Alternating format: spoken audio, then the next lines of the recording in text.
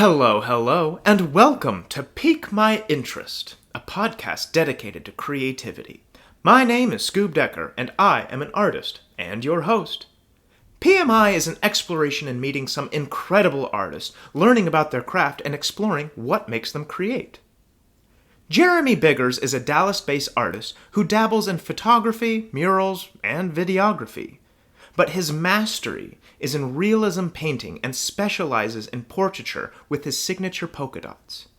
These unique dots are inspired by his mother and elevate his beautiful paintings to world-class pieces. He tells a range of stories through his pieces with suppression, suffering, and the power of the Black community. He has several series that dabbles into suppressing inner rage to vibrancy and individuality. Even though he wants his paintings to sell for big bucks to pay for the bills for his family, he still wants his work to be obtainable by anyone who is moved by it. He understands how fragile and hard-working the artist world is, but appreciates how his art can sustain him being the best family man for his wife and daughter. I was able to sit down with this unbelievable artist and dive into his sacrifices, hard work, and stress it is to be a full-time artist.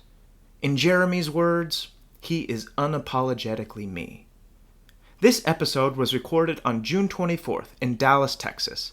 I hope you can look up their work and your interest is piqued.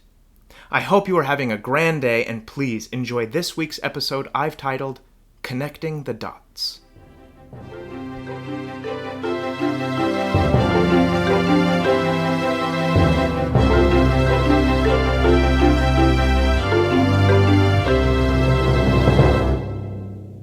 Hello, and welcome to Pique My Interest. I am currently in Dallas, Texas, sitting in this awesome studio with this incredible artist. How are you doing today? I'm great. How are you? I'm doing excellent. Please introduce yourself. What is your name and where are you from? My name is Jeremy Biggers. I'm an artist in Dallas, Texas that does everything from painting to murals to photography to videography. Went to school for graphic design, so everything visual, that's me. Fantastic. And what I'd like to talk about today is your painting. What is your specialty within your painting? I would consider myself a realism painter that specializes in portraits, and that goes across my mural practice as well as my studio practice. And what makes your art different than other painters? I try to be as authentic to myself as possible and try to tell my story as authentically as possible. So I try to incorporate and include as many tools and narrative tools in my works that, yes, I paint portraiture, but also a calling card of my work is the polka dots.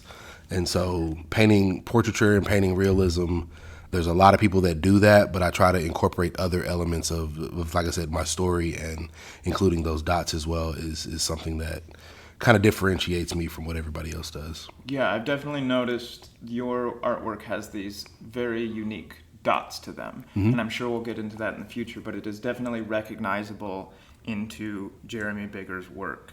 Absolutely. What is your background? Do you have any education in painting? Yes, so I went to an art high school here in Dallas, Booker T. Washington, and if you're not familiar with that school, it's a art school that's been around for the last 50 years, and it's, it has all the different disciplines from visual art to theater to dance to music.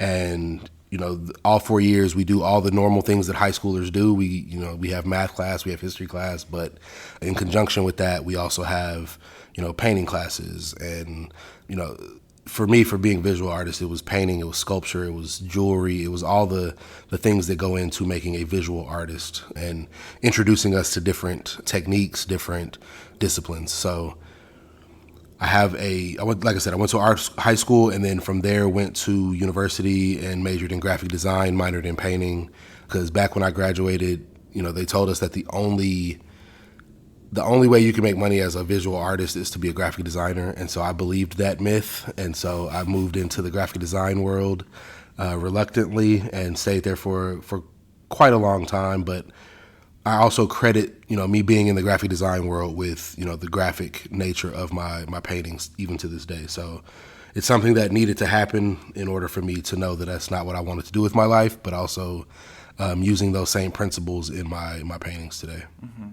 I also noticed you have a lot of real world aspects to your painting, and I'm sure you didn't get that quite in the school setting. What about your upbringing in Dallas inspired you to become a creator?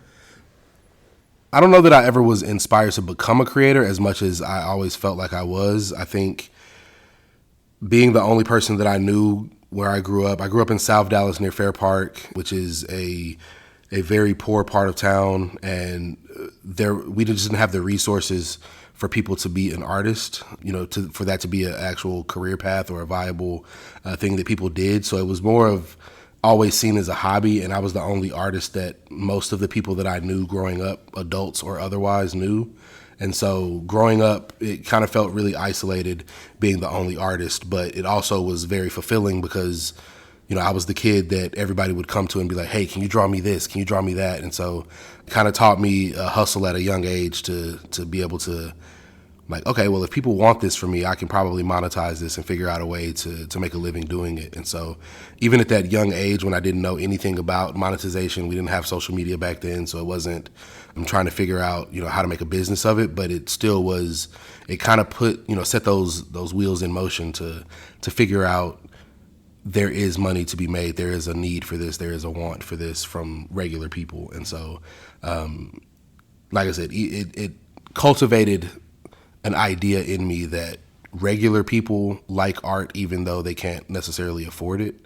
And so it's something that I still live with today is, my paintings now are at a point where, the larger pieces are 5 figures, and like, it's crazy to try to find people that can afford those types of works, but I still try to make works that quote unquote regular people can afford. And so it's not always about the big, the big people that can afford those high price paintings. I still want to make sure my work is affordable to regular people as well. Yeah. Speaking of making 5 figures, congrats on that. Thank you. I would consider that success in painting. Would you consider yourself successful? What is success in painting? And what really got you succeeding in your craft? Yeah, absolutely. I think that is a version of success for sure. But I think for me, I started seeing myself as successful the first time I started selling paintings. And to get a little meta, for me, it was seeing people trade hours of their life for something that I spent hours on. So we're basically trading hours of our lives with each other, meaning that a person is getting up, going to a job they hate, working with people they don't like, spending time away from their loved ones in order to, be given dollars for that time. To have that experience, and like I said, working in corporate, I know how much I hated going to my job every day. To have people be willing to do that and then come to an exhibition or come to my studio or, buy through my Instagram at that time. The fact that people were so compelled by the work and so in love with what I was doing that they wanted to live with it, and they were willing to, like I said, just take money out of their account that they got from being at their job that they hate, and they were so compelled that they wanted to, give me that money for their, for me spending a couple of hours or a few hours with an otherwise worthless, piece of lumber or, a piece of cloth like the canvas. So being able to trade hours for hours, like, that's when I realized I was a success. So I figured out that long before it got to the point where it's at now. When I was still selling paintings for $50 or $100, the fact that people were willing to live with my work or wanting to be able to live with my work was something that I was like, oh, this is nuts. Like, the fact that, yeah, I painted this because it's something I wanted to paint, because I've never been an artist that did a lot of commissions. I've always been just I paint what I want to paint, and then people are like, hey, I need that. And I'm like, wait, what? Like, for real? Like, you really want this? Okay, cool. And so that's the moment where I realized, like, that to me is a success. The fact that I'm able to, make a living being a painter, but also being able to spend time with my wife, being able to spend time with my daughter as much as I do is something that, even my parents, as great as the parents as they were, they still had jobs. They still weren't with us most of the day. Like, we were usually with someone else, either a babysitter or daycare or school. And so the fact that I'm there, my daughter's 5 now, and the fact that she's been with my wife or I 99% of her life, she's been with one or the other of us. She's never been to daycare. So the fact that we're able to share that with her through me being an artist and full-time artist is something that, like I said, those are the things I measure success by, the fact that I'm able to do those things. And it's just a happy byproduct that the paintings are selling as well. Yeah, I mean, I think the paintings are selling because they're extremely powerful. Would you mind telling us a little bit about them? These oil paintings, there's a few of them that are acrylic. You have several series with dominantly Black culture, with a huge sense of either oppression, suppression. My favorite series is your Combustible series, where these black and white paintings, which are extremely realistic, like you were talking about, have this glow from the soul, about a little bit about rage and that suppression. While you have another series all about being bright and vibrant and being yourself. Can you go into a little bit about these series? Yeah, absolutely. So the two most recent series that I'm working on currently are Combustible, which is, like you said, it's based on a James Baldwin quote: "To be black and relatively conscious in America is to be in a constant state of rage." And so I wanted to visually tell that story and figure out a way to visually represent that in the works. And so for me, it became, how do you show that suppression, show that feeling of that inner rage, and then ask the question of ourselves as well as the viewer of why do we feel we need to suppress that rage? Is it we're protecting ourselves, we're protecting our loved ones, we're protecting our interests, whatever that looks like. Every time we suppress it and push it down, the next time it happens, it makes it even more volatile and more unpredictable about how it's going to manifest itself. And so in the paintings, I wanted the fire to be the subject matter. I do a lot of portraiture, and most of the portraiture that I paint is about the person that I'm painting. But this series, I wanted the rage to be the focal point. I wanted that to be the subject matter of the pieces and not necessarily the person that is in the piece. So these pieces are really dark. They're really moody.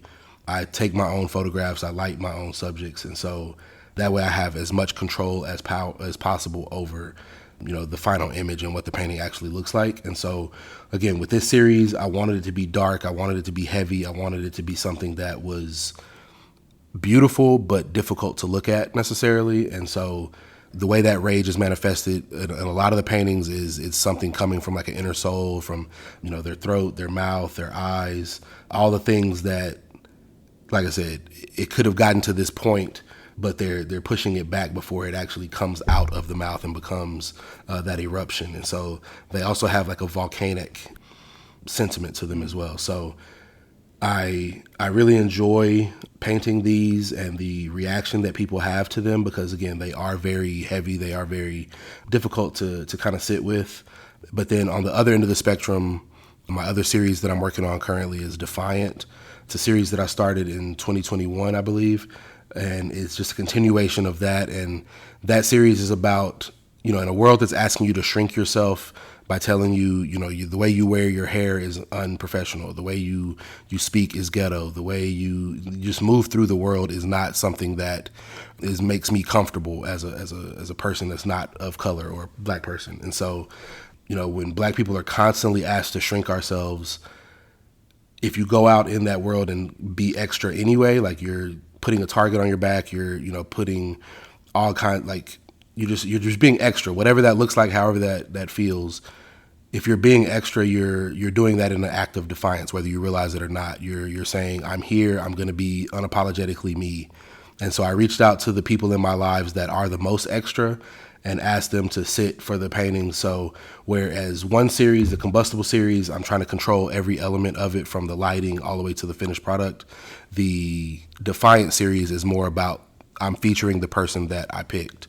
And so I want them to be as authentic and true to themselves, so that, however you want to dress, however you want to pose, all of those things, like, yes, I will give you a little pointers here and there for something that, looks good compositionally, but I ultimately want to leave it up to the sitter and let them figure out how they want to be represented. And for those pieces where the Combustible pieces are a little bit more intimate and smaller in scale, the Defiant pieces are a lot bigger, because I wanted them to physically take up space, but I wanted to, to literally have that, like, that sentiment of taking up space and being larger than life. And so a lot of them are painted larger than life size, so that it, they take up space in a gallery setting, but also when you walk into a space, they're more commanding of the room.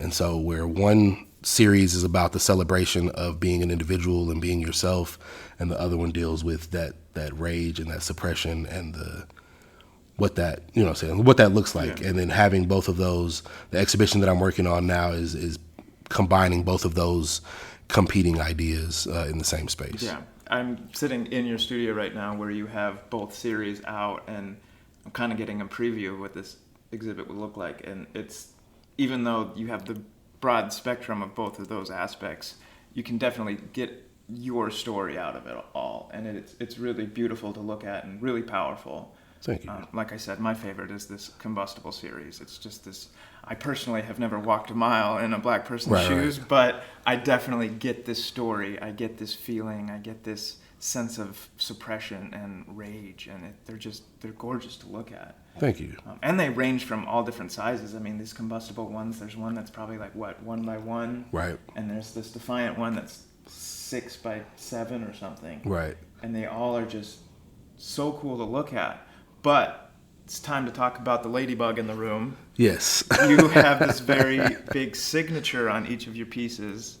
Please pique our interest about these dots. Yeah, so the dots came from, my mom passed away a while back, and the week that she passed away, a ladybug landed on or near me the entire week as we were planning her funeral. And so I started to take notice of them and started kind of seeing them as, every time I see a ladybug, I kind of think it's my mom revisiting me, trying to comfort me in whatever moment it is. So I started hiding ladybugs in the work. So I would paint a realistic ladybug, hide it in the painting. I would put it on the back of the canvas, on the side of the canvas, on the top, on the bottom, so that they would be in spots that you wouldn't necessarily find until years later. And the reason for that was I wanted the viewer to experience the ladybugs the way I was experiencing the ladybugs, which was I was being surprised by them, and they were just popping up, at my job on the 7th floor of an office building. They were just popping up everywhere. And so I would hide the ladybugs in the work, and then it got to a point where I got tired of kind of hiding the ladybugs in the work. My mom was my very first art patron. She was my very first art supporter. She was the person that, let me know that anything I wanted to do in the creative realm, she would, move heaven and earth to try to make it happen for me. And so I wanted her to be a bigger part of the works and be at the forefront of what I was doing, because I literally wouldn't be a working artist today if it weren't for her pouring into me at a young age. So I wanted to figure out, how can I paint a ladybug in every piece without necessarily painting a ladybug in every piece? And since I have a graphic design degree, it's always about how do you tell that story in less information or less words. And so I was like, okay, dots. I can put any number of dots, any color combination of dots, any pattern of dots. It still represents the ladybug, but also it allows me to manipulate the viewer's eyes through the piece however I want to have them move through the piece. So I try to play with the topography of the surface of the painting. So there'll be some dots in the foreground, in the middle ground, in the background as they interact with the figures in the work. So it's not just a pattern of dots, it's me actively trying to figure out how to manipulate the viewer's eyes through the piece. So I'll remove some dots and add dots, or like I said, hide dots behind, their thighs or their legs or their backs or whatever makes sense compositionally, so that it's just a more interesting painting, other than, there's probably thousands of people that can paint portraits really well. And so it was just also another way for me to differentiate what I was doing from what everybody else was doing. Mm-hmm. No, it's captivating. It's like you say, you're playing with the depths and the textures of it all, and your paintings are so realistic. As you said before, you get mistaken for photography a lot. Mm-hmm. And then when you kind of get closer, you realize that these are paintings. And then you add these dots to it, and it just makes you want to ask questions. Absolutely. And I love it. And like I said, it just gives this full story, and it just evokes a feeling inside. Absolutely. But now let's talk about how do you create these? How do you paint them? Yeah. So because I have a photography background, I don't sketch a lot. I'll have an idea for something or come up with something that I want to say and figure out, how do I say it as concisely as possible. Having a videography background, most of the things that I'm shooting when I'm shooting video is 24 frames a second. And so I'm trying to figure out in painting terms, how do I tell the same amount of story with one single frame? I don't have 24 frames a second. I only have that one frame. So how can I tell that same story? And so with that, I try to figure out, what's the story I want to tell? How will it be construed? How can it be misconstrued? How will, people receive it? And then I try to work through all the possible angles and figure out what's the best way to tell this story. And then I'll reach out to people that I know that would fit whatever the theme is or whatever the story I'm trying to tell. And so most of the paintings, most of the people that I paint are people that I know in my life. And it could just be a chance meeting where I'm like, yo, you look cool. I'm a painter. Here's my information. Like, I would love to paint you. But most of the time it's people I actually know. And so I'll schedule a shoot so I can control every aspect of the painting. So I know I want it lit like this. And so once I have the idea, I kind of understand what it's going to look like. And so it's easy for me to, set up the lights. And so I don't like wasting people's time. So I try to be as prepared as possible when we come in so that the shoot is only 10, 15 minutes long. So it's not something that we're in here for 8, 9 hours trying to get the shot. I usually have all that worked through before I even schedule the shoots. And then I fully paint everything, like it'll be completely rendered. And then once that is done and dry and ready, then I'll put the dots on after that. And I usually will Photoshop a version of the painting so that I can play with and manipulate, where do I want this dot to fall? Where do I want this dot to fall? Do I want this in the foreground? Do I want this in the background? Do I want to remove this? And so I'll play with that for a little bit in Photoshop before I actually go to putting the dots on the actual pieces. But even with me doing all that prep work, it's never not stressful. Every single time, because the paintings are completely finished and there's a very real possibility. It's like a 60-40 possibility leaning towards me messing it up. So it's not even a 50-50 shot anymore. It's more like a 60-40, sometimes 70-30, that it's like, yo, this is going to get messed up. And how willing are you to fix whatever it is when it gets messed up? And so, yeah, I have to completely finish the painting and then add the dots afterwards. That way I can control, like I said, what's in front, what's in back, and how they interact with the figure. But that doesn't make it any less stressful. So it's a headache every time. It's terrifying every time. These gorgeous paintings that you're just going to put these spray paint dots on top of. Yeah, it's a nightmare every time. But when it works out and on the, 1 out of every 3, it's perfect and I don't have to clean anything up. On those, it's worth it because I'm just like, oh, okay, cool. I get why I'm doing this and putting myself through this. So, but yeah, typically I'll put the dots on and then have to go in and clean them up afterwards. And so it's always I just have to mitigate the amount of disappointment and heartbreak that's potentially inevitable with some of these. So I asked Jeremy earlier, how often does he lift the stencil and go, crap, it's missing. Oh, that's not right. Yeah, it's frequent. Even with me doing all that planning, in the digital space in Photoshop, it's still, in the real world things happen. And so there's been plenty of times where I've put a dot and I look at the actual painting, whereas it worked on this computer screen, but then in person it just doesn't work. And so I have to go back in and paint over the dot and redo that piece of the painting. And yeah, I always remind myself, you're a professional. If you painted it once, you can paint it again. And so it makes it a little less heartbreaking, but it's still stressful every time. So you're willing to let the painting adapt and change a little bit as you're going. Absolutely. That's fantastic. Now, I have a feeling that sometimes you'll get done with a painting and maybe in the middle of it not like it. Mm-hmm. How do you overcome a creative block? That's a great question. So a lot of times when you're a younger artist, even myself when I was a younger artist, I would get to a point in a painting and would throw it away or abandon it, or would be like, I can't look at this anymore. This just isn't going the way I wanted to go. And I learned way too late in life that completing it, there's value in completing it, even when you don't like it, even when you're not going to sell it, you're not going to post it, it's not going to ever see the light of day.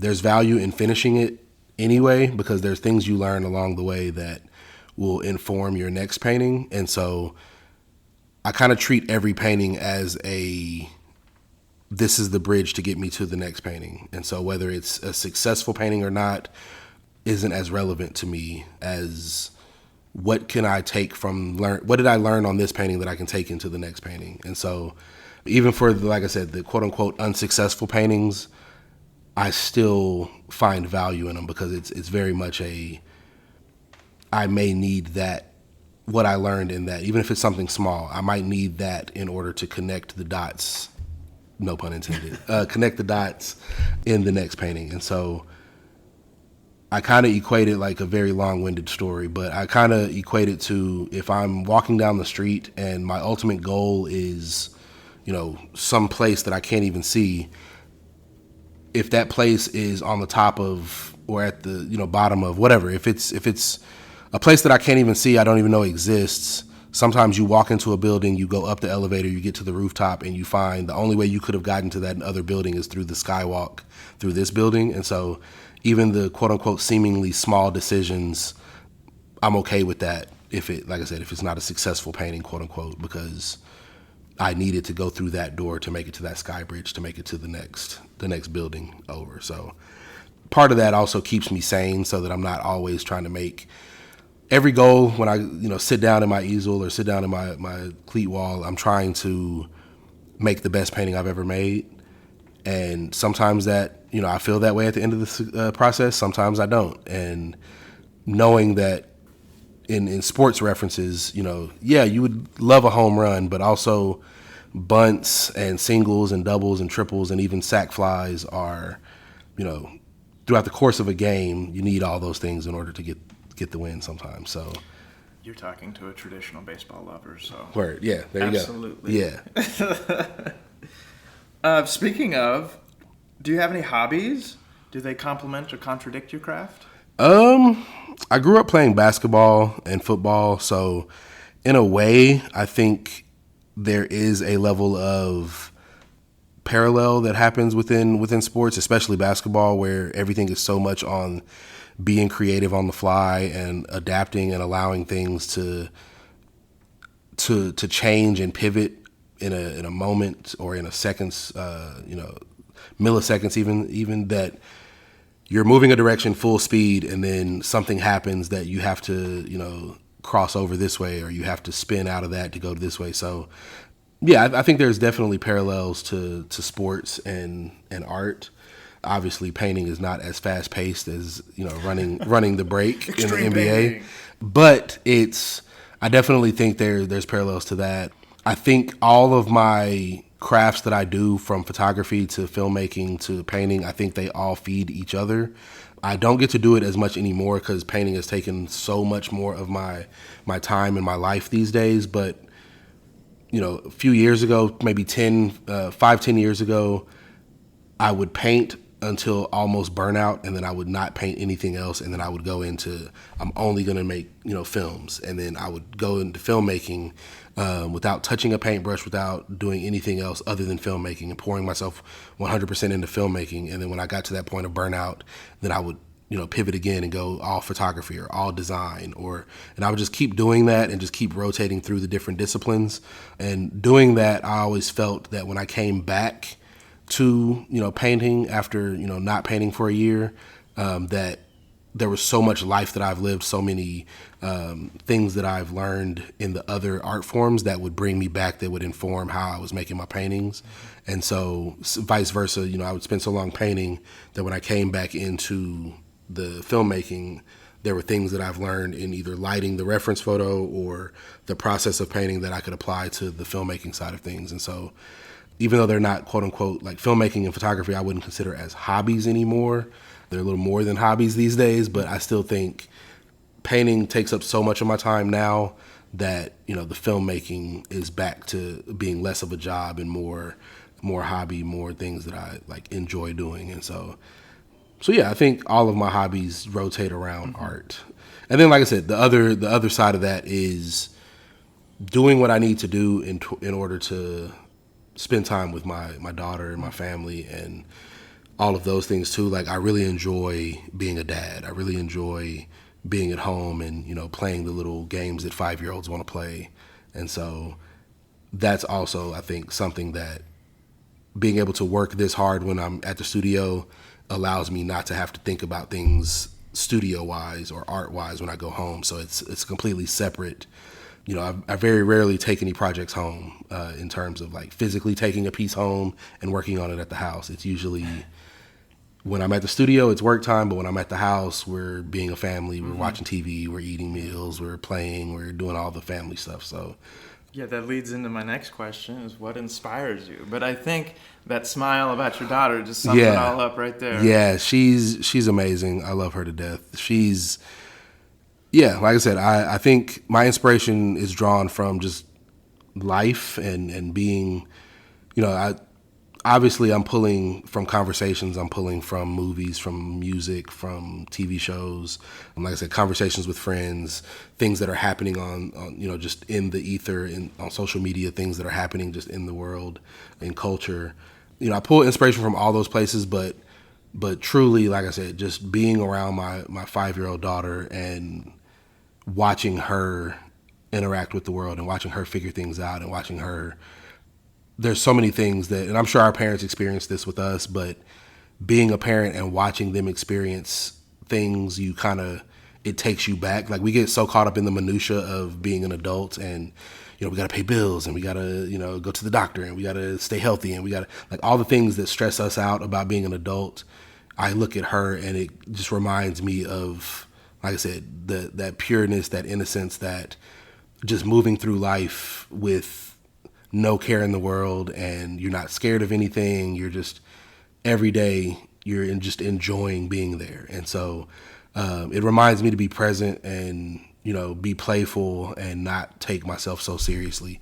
Even though I consider myself a goofball in my older years, I'm less and less of a goofball because it's more about like, how are we going to do this? And we got to make sure this happens. And everything is so structured and rigid that watching her just like, can we just play hide and seek? And I'm like, yeah, we can do that. And so, yeah, like I said, it really keeps me present. And so she's definitely a huge inspiration for just how to live life. And like I said, I know that's not like groundbreaking, earth-shattering things. Like everybody with kids knows that that's the reality, or at least I hope they know that that's the reality. But it's a good reminder to have in your face every day, like, I'm just here to have fun, man. I just wanted to have a good time every day. And so watching her experience life that way. And also it's my goal to make sure as a parent, as a dad, like I want to make sure she's as innocent and, maintaining that innocence and protecting that innocence. I think it's more about protecting that innocence than maintaining it. And so it's something that my wife and I both, a lot of people treat their kids as subordinates and try to execute their power or their dominance because they have no power in the rest of their lives. So they take it out on their kids to have that power over something.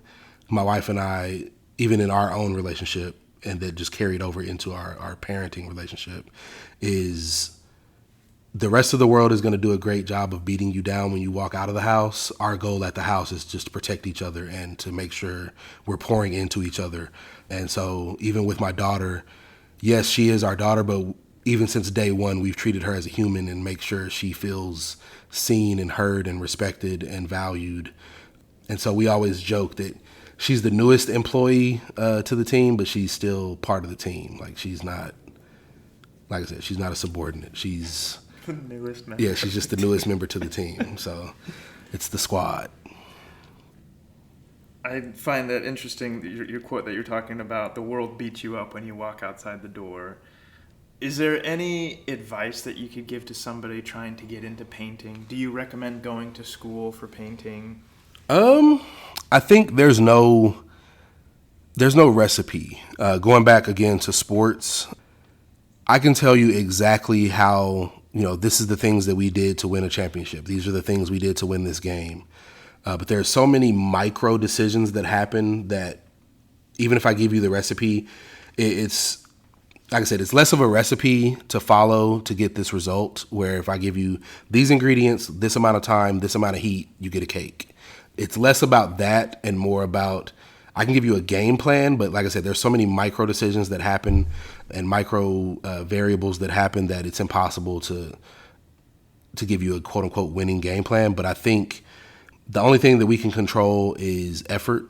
And if you put in the effort and you put in the time and you show up, whether you're inspired or not, and you treat it like a gym or a muscle where you're working it out and you're putting the time in to grow that muscle, you're going to, see success. But if you do it only when you're inspired or only when you feel like it, you're not going to really see any growth or not significant growth. So it's kind of, I think for me, the biggest advice that I always try to give people is do it whether you feel like it or not. And a lot of times we feel like we have to swing for the fences and get the big chunks of time, spend, I just want to sit down for 3, 4, 5, 8 hours and paint every day. The reality is most people don't have that amount of time to do that. And so if you can, if you only have 15 minutes today, spend that 15 minutes getting better at whatever it is. And so one of my goals in life is, did I do something today, no matter how big or how small, did I do something today that helps me live my dreams tomorrow? And so again, if that's 3 hours painting, if that's 15 minutes painting, if all I have today is 10 minutes and all I can afford to do is send emails, all I have the mental power to do is rest. Because I think a lot of times in this hustle culture that we live in, we don't value rest as much as we should. And so I'm a firm believer that resting is being productive as well, because your body will shut you down whether you want it to or not. And so I'd much rather take controlled breaks than my body shutting down and putting me out of commission for a longer period of time because I didn't want to rest. And so, yeah, I think the biggest thing is rest when you need to. There's so many advice or so much advice that I try to give people. But like I said, the biggest is do something today that helps you live your dreams tomorrow, every day before you go to bed. I love that. I also love everybody swinging for the fences when you just need to drop a bunt. Yeah, you just gotta drop a bunt sometimes, or sack fly. Like that gets us ahead too. Maybe it's not you, but maybe what you did got somebody, progressed someone else, and so those are valuable as well. So now this might not be a question for Jeremy now because these paintings speak for themselves, but maybe an earlier Jeremy. How do you handle criticism? Yeah, so criticism, that's a tough thing. When you're an artist, you pour so much of yourself into what you do. And even if they're not personal works, like just you spending the time with it, and it's something that you could be kind of self-conscious about.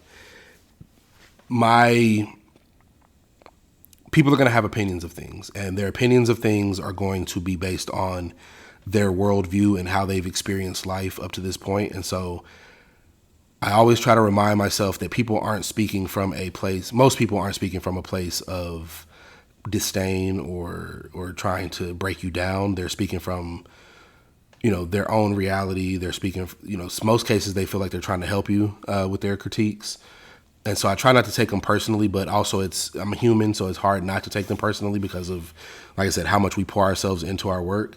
And so what I had to do was implement I'm not sure who the original person that said this was, but it's a quote that, two things. I don't take advice from people I don't take criticism from people I wouldn't take advice from. And I don't take criticism from people who aren't living the life that I want to be living. Mm-hmm. And in moving in those two directions, then it's kind of helped me, like I said, mitigate my feelings being hurt when, certain critiques come. But I also had to realize that the work that I'm making, even now, there might be critiques of it. There might be people that feel a way about it. Most of the people that are in those positions of being a critic, they haven't lived the life that I've lived. And not that I've lived a hard life or a crazy life, but there's been experiences just throughout my life that have pushed me in the direction that I'm in terms of making the work that I make. And most of the people that are critiquing it, that are professional critics or whatever, they just don't get it. And I can't expect, people that are coming in that are having an opinion on whatever the case. Like it'd be the equivalent of somebody, you know, telling you they don't listen to hip hop albums, and then they come in and try to tell you why Good Kid, Mad City wasn't a good hip hop album. It's just like, you don't have the credentials to have that opinion. And so I get that this is what you do for a living. I get that this is, but you're not qualified to have an opinion, if any opinion at all. But you're not qualified to have that opinion because you just haven't lived the life required to have that opinion. So, like I said, I try to take it with a grain of salt, but it's not to say that my feelings still don't get hurt sometimes when I see certain things. Speaking of people not understanding the life, are there any misconceptions about your craft? Absolutely. I think the biggest misconception is a lot of people expect artists to create for free because we love doing it, and I feel like we're one of the only industries, if not the only industry, that asks people to do what they love for free. You know, you don't go to a mechanic and just say, oh, you really like working on cars, you should definitely do my car for free. You don't go to plumbers and do that. You don't go to, shoe stores and do that. So I think artists are one of the only industries where people are just like, I could get this cheaper over here, and they feel the need to haggle, or they feel the need to devalue your work to your face. And so I think that's the biggest misconception, is that we're supposed to do it for free because we love it. And, we still have the same bills you have. We still have... Don't get us wrong, we do love it. Yeah, we do love it for sure, but we also bills. have bills. And so I think the other thing is, when we post online, whether that be Instagram, whether that be TikTok, whether that be even our own websites, I think photographers experience this more than anyone, but people like to think that because they found it on the internet, it's fair game, and that no one quote unquote owns it.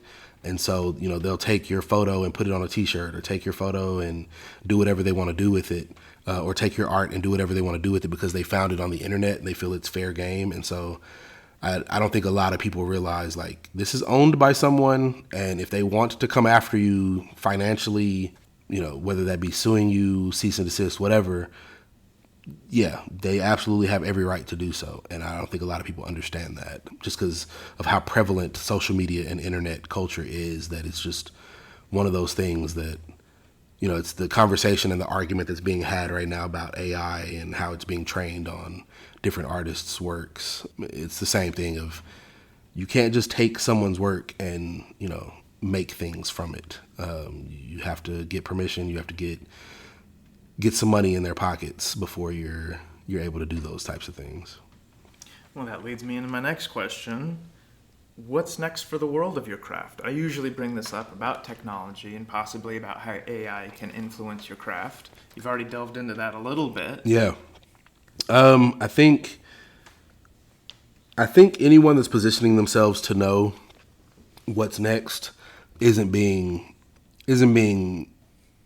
honest with themselves, because we just don't know what's coming next. And so I think my goal with my work is to be as honest and authentic as possible, and be as true to my experience as possible.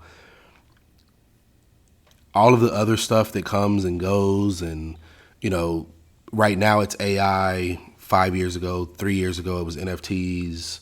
There's always going to be things that come into the playing field that kind of, shake things up, and good or bad, however you feel about them is not my place to say how you should feel about them. But it's definitely something that's going to have to be considered, something that's going to have to be, thought of when you're making your works, especially when, somebody can type a prompt into a ChatGPT or a Midjourney and get results, whether they're good or bad, they get results. And so how do you, if that's the world that we're moving into, how do you stay relevant, stay able to compete?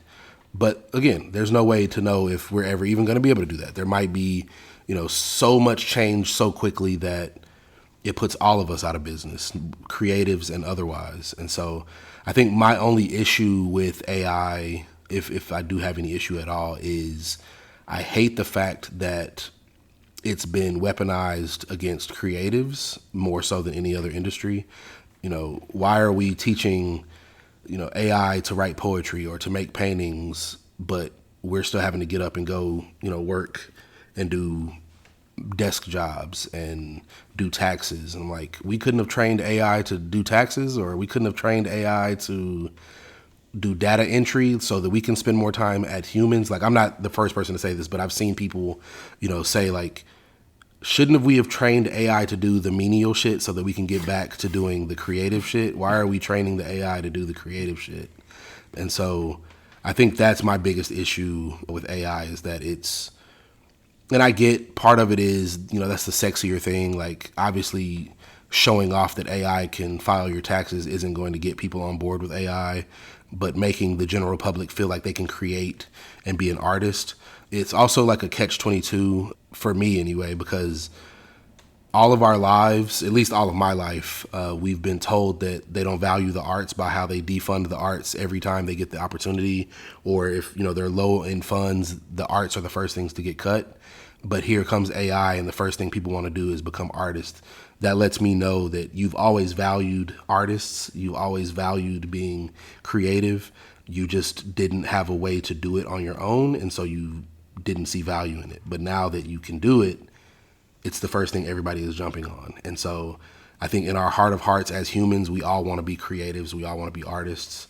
We all want to just make something from nothing, whether that be, food, whether that be art, whether that be doing hair, doing nails. Like, we all want to create things. And so I think with the advent of AI, like, it's allowed people to tap back into, that very childlike wonderment of wanting to be an artist or wanting to create things. Yeah, I do think that people have been taking advantage of AI, but I don't think that AI, at least right now, can really touch the human touch right. in creative artwork. And I think that's really prevalent in your work. I don't think anybody can ever come up with this stuff. It's, like I said, it's extremely powerful and beautiful to look at, and it means a lot. So thank you for that. I appreciate that. And where can we see your work or work like it? So you can find me on all social media at Stem and Thorn, STEMANDTHORN. Literally every social media from Instagram to TikTok, it's all the same handle. Coming up, I have an exhibition at Daisha Board Gallery if you want to see the work in person. But yeah, there's an exhibition that'll be up at Daisha Board Gallery for 6 weeks here in Dallas. And I'm always painting, like I said, I paint murals. So I'm always traveling and painting murals in all kinds of cities, big cities, small cities, big towns, small towns. So yep, check out his website. That's where you can find the location of all the murals. Absolutely. I found that out yesterday. Oh, nice. Yeah. And what is Stem and Thorn? Where does that come from? So Stem and Thorn is, back in 2009 when everybody had clothing lines, I'm doing the air quotes, it was just screen printed t-shirts. But, we were doing fashion shows and doing all the things that you were supposed to do as a fashion designer. I had a t-shirt line with some friends of mine, and then we all split and went our creative, we split on creative differences, went our separate ways. And I was like, I want to create my own brand that is just my own thing. And so a lot of the stuff that I dealt with them was nobody wants to come do the hard work. Everybody shows up to the finished product. They show up to the fashion shows. They show up to the parties. But when it came time to, shipping the shirts out, folding the shirts, getting them pressed, picking them up from the screen printer, doing the quality checks, like all the background work, no one wanted to come do those things. The work part of it. And so I wanted to create a brand that was about the back end work and not necessarily the finished product. And so I basically was like, okay, a rose is recognized as the beautiful part of the process. Everybody sees a rose and they recognize its beauty. And so I treated that kind of like the art world, where if I invite people to my art show, being the rose, they would come out, they would come spend time with the work, they would love the work. But if I asked those same people to come sit with me in the studio while I created all the work, the entire time I was creating the work for the show, very few people would have come. And so I wanted the theme of the brand to be about that back end work is just as important as the finished product. And so if we respect a rose for its beauty, the only way we get to see the rose to its maturity is through the The stem giving it its nutrients to maturity, and the thorn protecting it so that it, gets to be a mature rose. And so I didn't want to give it all away and call the brand Roses, because I was like, you can't Google that. I need something that's easily Googleable. And so I was like, Stem and Thorn, there we go, boom. And so it started as the t-shirt brand, and then as I got older and realized that's not really what I wanted to do in terms of how to use my time efficiently, I already had the Instagram handle, and so I was just like, all right, we're just going to migrate all of my art stuff over to the t-shirt brand, even though I'm not doing the t-shirt brand anymore. And so yeah. And then over time, as I started doing more and more street art and murals, I kind of wanted a way to differentiate the street art side of things from the gallery side of things, because they are two totally different worlds, and a lot of the powers that be in the gallery side of things at the time I felt like wouldn't necessarily respect the street art side or take me as seriously as a muralist or street artist. And so I kind of wanted to keep the mural side separate from the gallery side of stuff. And so gallery work is still under my actual government name, whereas the street art stuff is under the Stem and Thorn handle. And so, yeah, it was just a way for me to keep the two lives kind of separate, even though it's the same person doing them. And if you know, but I just didn't want to potentially hinder any gallery, museum interest by having my actual name. Plus, I wasn't sure if I was going to be doing illegals at the time, so I was like, I don't want to put my government name on an illegal mural. That's just goofy. And so, yeah. Do you have any roses about to blossom? Do you have any ideas or series about to come up in your head? I'm always thinking of something, but again, I'm always trying to stay in the moment and stay present and pay attention to what's going on, socially as well as culturally. So I always have a little something bubbling, but right now I think these two series, I haven't said everything I want to say with these two series yet. And so this will be only the second time that the combustible works have been even shown or seen. So I feel honored just being in the studio to see them at this process. It's incredible. Yeah, they've only been shown one other time earlier this year in LA, and so the Dallas market has never even seen them in person, and so this is the first time they'll be here at home. So definitely going to continue these series for a while before I step into whatever the next series is. But I definitely have some projects even within this series that I haven't done before that are going to be incorporated into this series as well. So even within this series, there'll still be new stuff that people haven't seen or they don't know what to expect because they just haven't seen that from me yet. So Thank you. I can't thank you enough for joining me and piquing my interest. Is there anything else you'd like to say before we wrap up? No. Just everyone that this is just a little bit more advice, but everyone that you've ever met in your life, no matter how put together they seem, no matter how much they seem to have figured things out, everyone is making that shit up as they go. No one has it figured out. Every single person is freestyling and doing the best they can. And so knowing that everyone is making it up and that there are no rules to this, that should be freeing. That should open you up to know, like, there's no pressure. Everyone is making it up. And if you know that everyone is making it up, then you can just do whatever the hell you want to do. And so that's something that I definitely want to always leave people with is, your parents, your teachers, your professors, your favorite artist, your favorite music artist, whatever. Everyone is freestyling. Everybody is making it up as they go, and they're just trying to do the best they can. So do the same. Awesome. Thank you. Yeah, absolutely. And I like to end with one last question. If you could excel at any other craft besides your own, what would you want to do? I'd want to be a singer. Ooh. Yeah, I'd want to be a singer or a foot taller so that I could have been in the NBA. Yeah, I think being a singer is probably more attainable than the NBA dreams, but I'm kind of glad that I'm not a foot taller because I would have put way more time into the NBA dream than the art dream. So you'd be able to reach so much more canvas, though. Yeah, but I probably wouldn't have put the time and effort into getting good at it. I would have been too busy being a basketball player. So it worked out. It worked out. Well, Unfortunately, I'm glad you weren't a foot taller so we Yeah. can experience your painting. Same. I have a lot longer career in painting than I would have in the NBA. And you can always take some singing lessons. Yeah, this is true. I want to play in a celebrity basketball game, but now that my knees are bad, I'm like, can't even do that. I have bad knees now, so. But yeah, no, I could take some singing lessons. That's awesome, yeah.